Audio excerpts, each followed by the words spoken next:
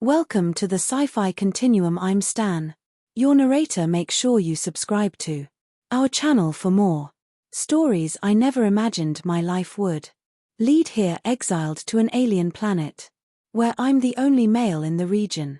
1 minute I'm living an average life on a space station, the next I'm accused of a crime I didn't even think was that serious, borrowing the governor's moon crawler for a joy ride. Yeah, it might have gotten a bit dinged up, but I didn't think they'd throw me in front of the Galactic Authority for it.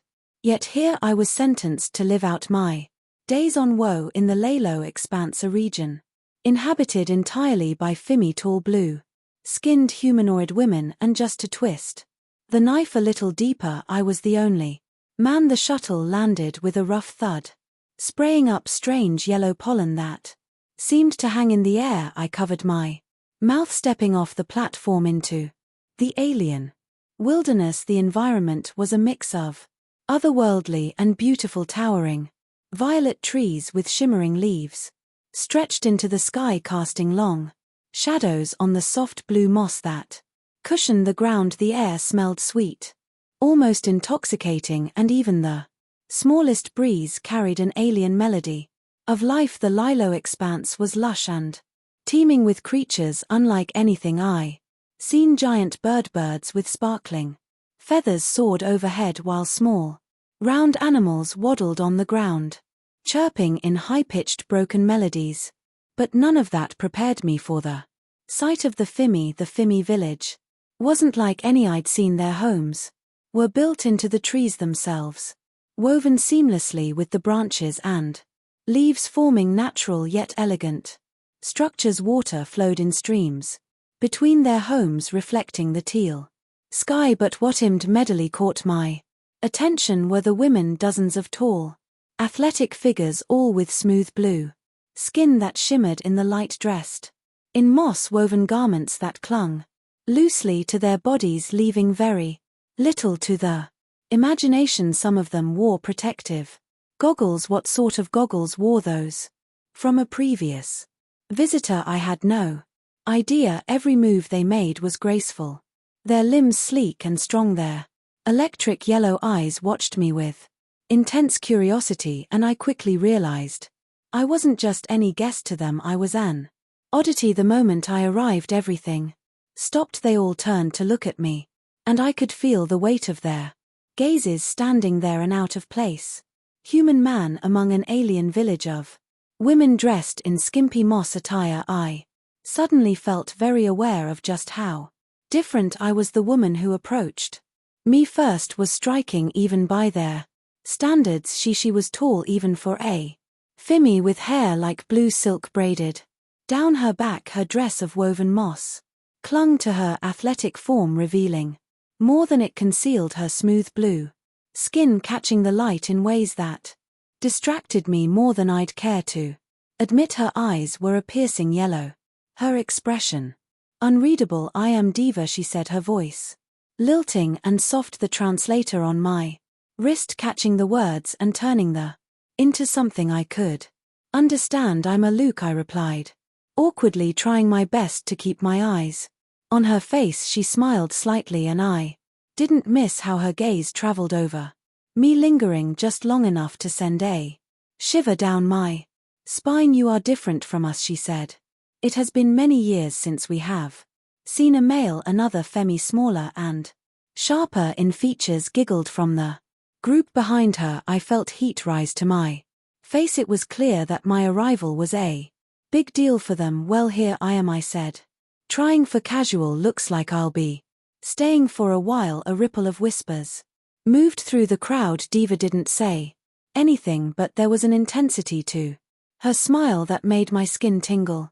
Without another word, she gestured for me to follow her deeper into the village. As we moved through the settlement, I couldn't help but notice how the HFY women watched me, each of them tall, sleek, and wearing revealing moss-woven garments that showed off their blue skin in a way that was distracting. They didn't just look at me, they seemed to study me, and not in the academic sense. Some brushed close as I walked, their hands grazing my arm or back as though testing my reaction. That first night after an evening of settling in, things took a turn I never could have anticipated. I was housed in one of their massive tree structures, a wooden platform high up in the canopy with open windows that let in the cool night air. As I lay on the soft bedding of woven vines staring up at the alien stars through the leafy ceiling, there was a soft rustling at the entrance. It was Sina, one of the younger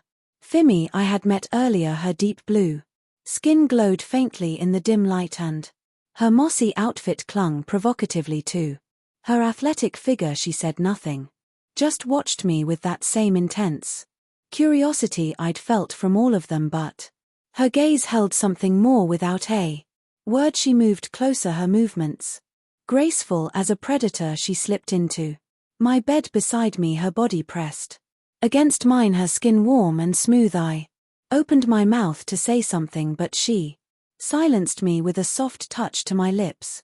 Whatever this was, it seemed to be a custom I hadn't been warned about, and as the night wore on, the meaning became clear. Sina wasn't the last to visit that night. Each night after that, the pattern repeated itself. As soon as the sun set and the alien moons rose, the Fimi women came to me one by one in the dark. Their tree homes offered privacy, but it was clear that the entire village was aware of what was happening. Diva herself was the second visitor to grace my bed, her lithe form pressing close against me as she explored me with a kind of reverence and hunger I'd never experienced before. For the Fimi, this was natural. Their society hadn't had a male in ages, and my presence filled a gap, one that they weren't shy about addressing. Each night was a new experience, a new woman, their athletic bodies moving with a practiced sensuality that left me breathless. The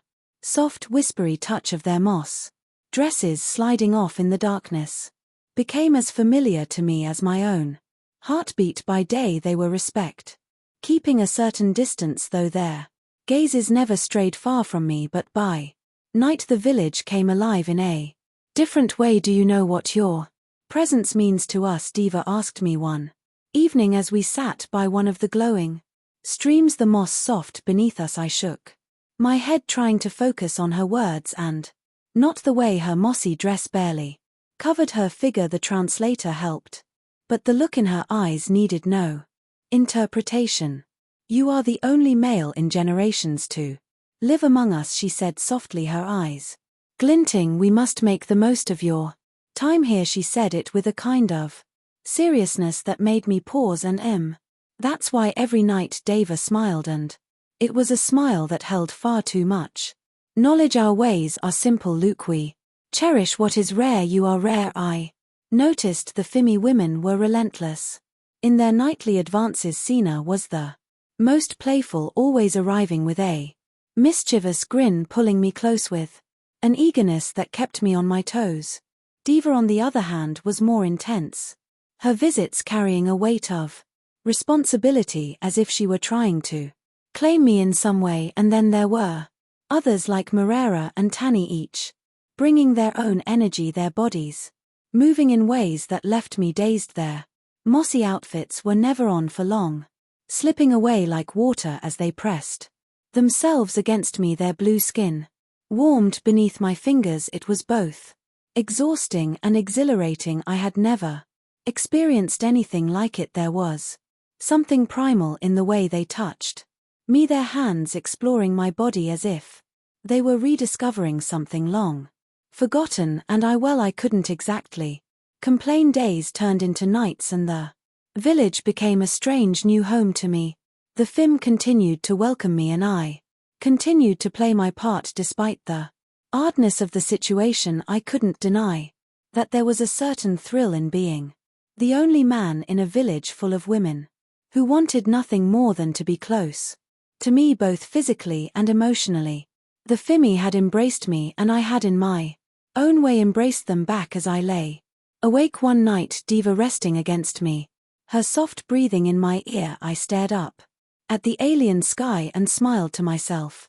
Exile wasn't so bad after all. Months had passed, though time on WI Noah was hard To track days bled into nights and my routine became well more than comfortable. The Fimi and I had developed a kind of rhythm during the day. We worked together, sharing knowledge and stories. At night the village transformed into something much more intimate. I had become part of their lives in ways I never thought possible. But what surprised me most was how normal it all felt. After a while the initial shock had worn off and I had grown fond of the Femri, each of them unique in their own way, with quirks and personalities that went beyond the nightly encounters. One evening after a particularly quiet day, Deva approached me. Her usual intensity softened. She looked at me with something almost warm. "You've given us much," she said quietly, her hand resting on my chest. "More than you know." I smiled, a little more at ease now with these strange but fascinating women. "I think it's been a pretty fair exchange." Deva's yellow eyes glinted and she leaned in, her lips brushing my ear. "Perhaps one day there will be more like you here." I blinked, the meaning behind her words sinking in. I wasn't just a visitor anymore. My time on Noah had left a mark on me, and on the Femri the village was no longer the same, and neither was I. Exile number, this was home now. And as I looked out at the shimmering forest bathed in moonlight with Deva resting beside me, I couldn't help but wonder what the future might bring for all of us.